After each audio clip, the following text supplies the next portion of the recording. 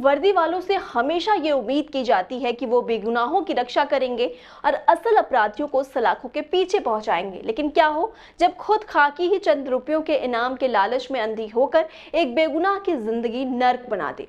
System की भारी लापरवाही और पुलिसिया कार्यप्रणाली पर गंभीर सवाल खड़े करती ये खौफनाक हकीकत उत्तर प्रदेश विशेष सुरक्षा वाहिनी गोमती नगर लखनऊ में तैनात सिपाही अखिलेश त्रिपाठी की है, जिन्हें राजस्थान पुलिस के एक बड़ी गलती के चलते 166 दिन जेल की काल कोठरी में गुजारने पड़े।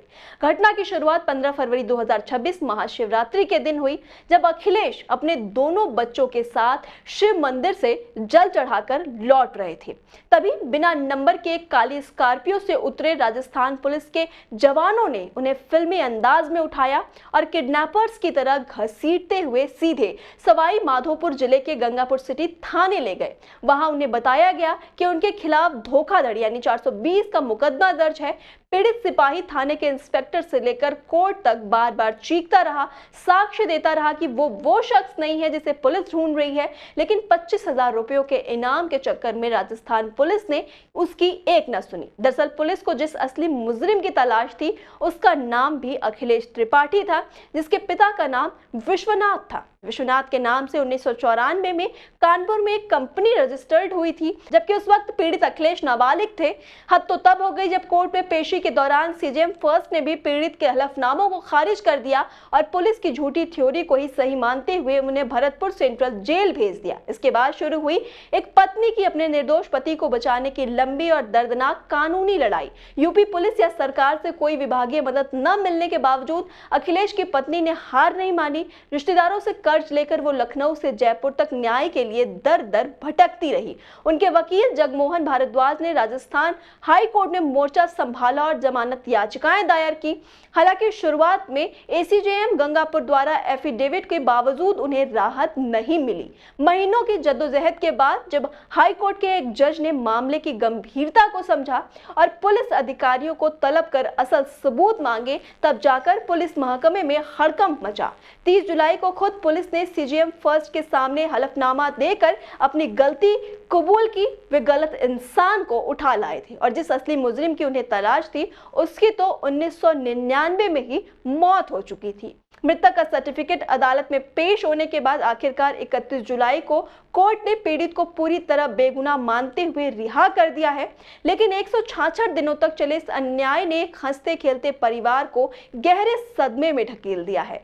नमस्कार साथियों, मैं जगमोहन भारद्वाज एडवोकेट, राजस्थान हाईकोर्ट जयपुर, आप सभी को 80वें स्वतंत्रता दिवस की बहुत बहुत शुभकामनाएं देता हूं। लेकिन मैं आप लोगों से यह पूछना चाहता हूं कि आज भी हम लोग स्वतंत्र हैं। अभी रिसेंटली कुछ टाइम पहले मेरे पास में एक इस तरीके का प्रकरण आया जिससे मुझे कोर्ट में उपस्थित होने का मौका मिला।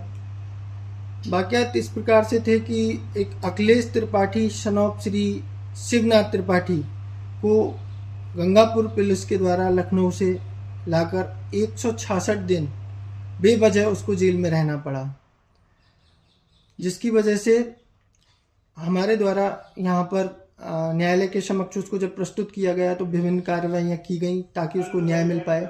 लेकिन न्यायालय श्रीमान एसीजेएम के द्वारा गंगापुर के द्वारा भी उनको 3 महीने का अतिरिक्त कारावास एफिडेविट लेने के बाद भी कर दिया गया।